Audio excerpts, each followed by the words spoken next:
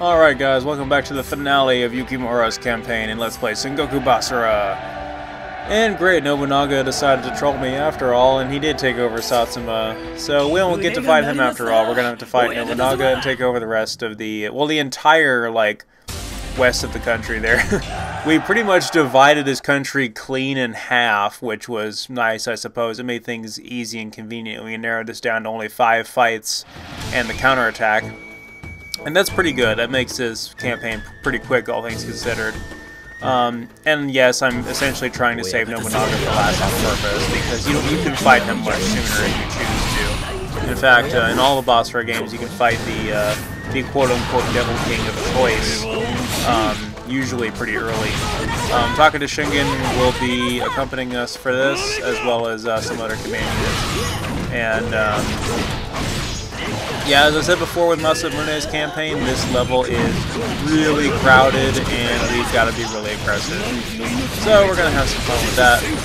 Actually, I'll take it back. I don't think Takeda Shingen is with us with this, which is really strange. But anyway, I suppose we're being consistent with what happens in the anime at least, which is also intentional for the sake of the Let's Play, because, like I said before, Nobunaga takes out Zavi and Shimatsu off screen in the anime. At least we get to see them before he does that, and of course Shimatsu comes back inexplicably in Season 2 as if nothing ever happened. And that's, again, just the way the anime bullshits around character deaths like that, but I totally forgive it because after you've gotten used to the cast, the more characters, the better, essentially.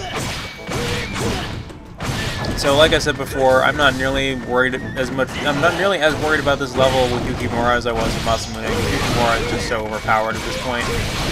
But we're pretty much going to go the same route, except for minor exceptions, and try not to get absolutely smashed by these halberd knights here, if we can help it. These guys are really dangerous, and there are hundreds of them. And the other thing that's really annoying is all the archers in Nobunaga's fortress. There are some on these ledges here, which do give us the pretty pristine opportunity to use some aerial combos, which is nice. But yeah, our Basara gauge is going to fill up so fast. We might even get a couple of doubles or triples in here pretty soon. Doubles and triples become a lot more common in Basara 2 than they are in this one. In fact, I don't think the game really counts them the same way. Like, you don't notice them as often. And there's another enemy type we really don't get to see that often in the game, which is the guys with the poison bags that just show up and throw poison at us, and they're really aggravating, and they stun us in place, and we just want no part in that. I think they can also stun their allies, though, which is kind of nice. But again, they're just really annoying, and they like to troll us, so we're just going to pretend they don't exist. I think I skipped most of them already. I don't know if I ever got hit by them in Masamune's level of this, but they're there. And then we're going to play how many knights can we fit in one hut, as they just keep infinitely pouring out of this gate here, all in their full battle armor, as if they were just kind of, they must have been like crammed in there like a clown car, just waiting for us to show up and attack. And some suicide bomber guys there as well. This is what I was talking about using the aerial attack, so you can jump and hit those archers there pretty easily. Like so, and of course I still get shot out of the air despite the fact I said that.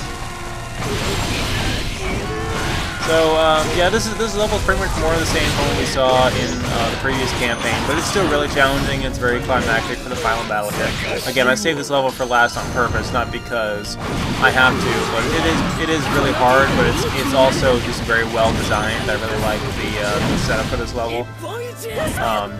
So it feels like a proper final level, even if it's not necessarily the hardest.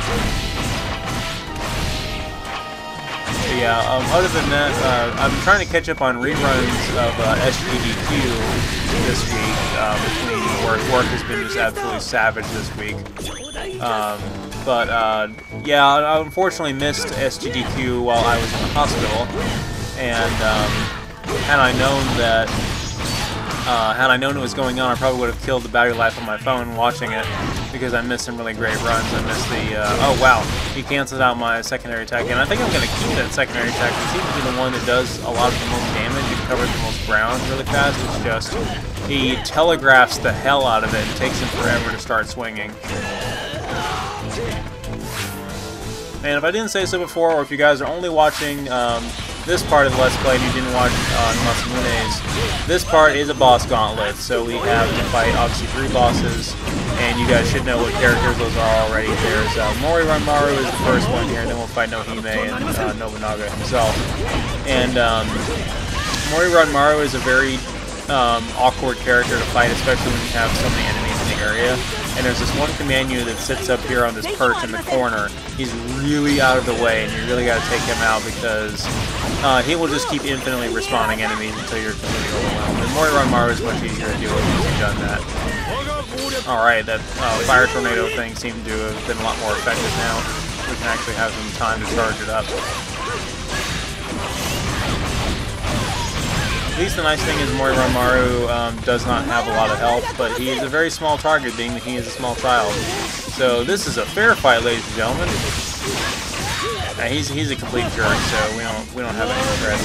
His ultimate weapon, which he's using right now, is pretty ridiculous looking, and he looks like he's Kid Icarus. He really is Kid Icarus at this point. Like, look at him, he's ridiculous. And he knocked us down about less than half health, so he's a real jerk, and we hate him for that. Honestly, I mean, he's probably not the hardest of all 3, just because he does have such little health. But he's definitely the most unpredictable. I'm not even really going all out against him though, because I want to save some of my boss fight gauge for Nohime as well, who has a... you'll really have to change up your strategy a lot with her, because all 3 of these bosses fight very differently from each other. You wouldn't expect a guy with a bow to be fighting in short range, but then again, we all know of the hypocrisy of rangers now, don't we?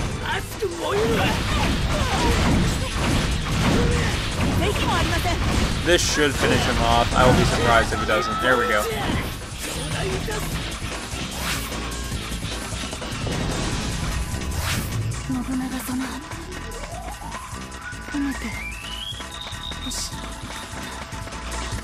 Yeah, unfortunately, he really took a lot of my health away, so if I could, I'd like to backtrack and get some more. Maybe I'll get a rare drop and get some big health. I got some small health there. That should be decent enough. And I'll probably find more before I get to Nohime. Oh, great! The Ninja Corps again, because we have to have those. Every single army in this game has to have a Ninja Corps. It's absolutely required. And again, the ninjas are doing jack squat to me, but the Halberd Knight just comes up and savages me, and there's nothing you can do about it. Well, I could have actually blocked, but again, I thought I was fighting all ninjas, and then he just kind of showed up. Yeah, that fire tornado is really good. Seems like the first few enemies, it didn't really do as much to. It didn't hit them as many times, it didn't do a whole lot of damage. So it kind of reminds me of Hell's Dragon in a way as well with Masamune, how that was just not powerful enough to kill enemies from its difficulty. Which for him in that case made it pretty much pointless to use. Alright, so here is the Oda Arquebus Corps, if I didn't mention before. These guys have blunderbusses and other muzzle-loading firearms, which behave almost exactly the same as bows, except they fly straight no matter what. They have no arcing or decaying trajectory, and they also do not move very fast for a firearm, but, you know, this is a video game. It's a hack and slash style video game as well, so we'll forgive it for that. And speaking of forgiving absolute ridiculousness, and with firearms, we're fighting Nohime again. And, yeah, at least they bother to reload the muzzle loaders correctly before they take another shot, as opposed to just spamming them out like she does with her twin pistols there, which are also technically muzzle loaders, and therefore she only have one shot, but obviously she doesn't work that way. In fact, she works as if she's playing Contra or something of the like, where she has unlimited ammo. We'll actually be playing as her next, and she's quite a lot of fun actually. Playing as her really feels like playing. It actually feels more like playing Gungrave than anything else. So hopefully playing as her will get me excited to test play Gungrave Overdose again. And yeah, she has a Sengoku era minigun. And if you think that's the most ridiculous thing that this franchise has to offer, wait until you see Season 2 of the anime. If you haven't already, at least. And I'm sure I'll talk about that when we get to Basara too. But yeah, she is no match against Yukimura, fortunately, because we know when to block her projectiles, and obviously she telegraphs the hell out of pulling that minigun out of I don't even know where, because there's not a whole lot under that kimono she's wearing, so I don't even want to know where she hides that minigun. And hell, I don't even know where she hides these pistols. She hides them. Maybe she's like Bayonetta and just has them on her. They're actually high-heeled boots, and she just takes them off her feet and walks around barefoot. Yeah, she's Bayonetta, let's just say that. She certainly looks like Bayonetta, at least. In the little portrait there.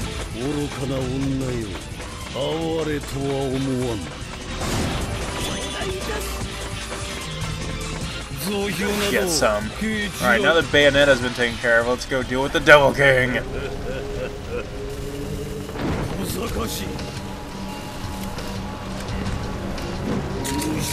Yeah, I'll go ahead and say it now. How you unlock his ultimate sword, I have no idea.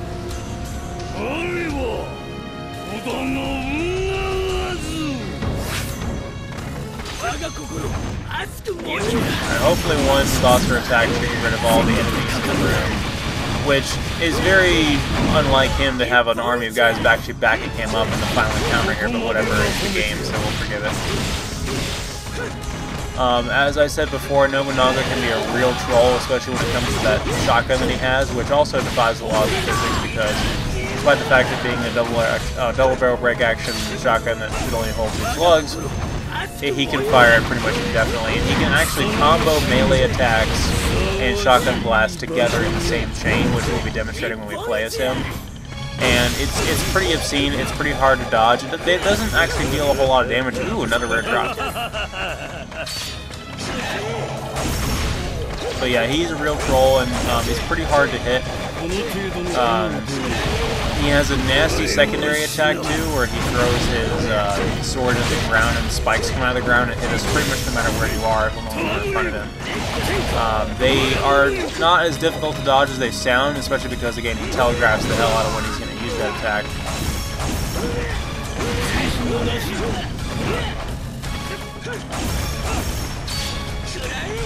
Yeah, as far as I know, Nobunaga is completely random when it comes to him switching between his sword and his shotgun because he can just combo them both together.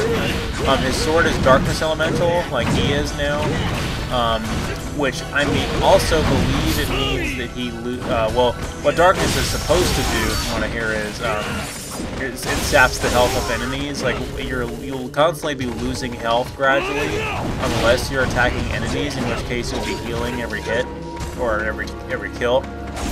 Something like that. Well, obviously that's not going to apply to the final boss because if he was slowly draining health at all times, this would be a lot easier.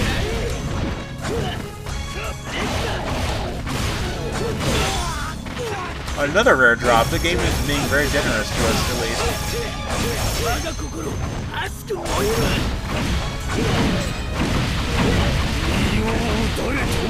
Yeah, he has an obscene amount of health though, so this is going to take a little while. He usually doesn't do his charge attack like that, but when he does, it's actually a pretty good opportunity to hit him because at least you know you're close enough where he won't use the shotgun like that. For some reason, he's still able to do Darkness Elemental damage with the shotgun. I don't know how that works. Yeah, we need to be able to kill him before he kills us, which he's getting, unfortunately, pretty close here, so hopefully this will finish him off. Not quite, we knocked him down again, which means we're still at risk here if he decides to use the shotgun again. Ah, I thought that would have been nice to finish him off with the secondary attack there. Oh well, we got him.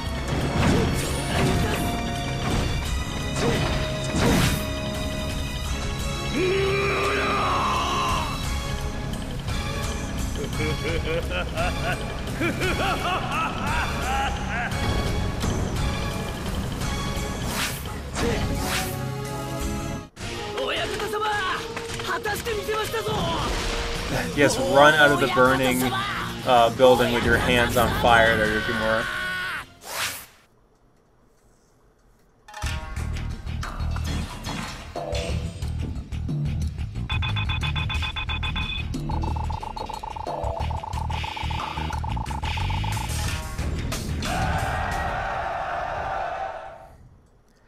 We have brought peace and order to this land of the rising sun at last. だ日本一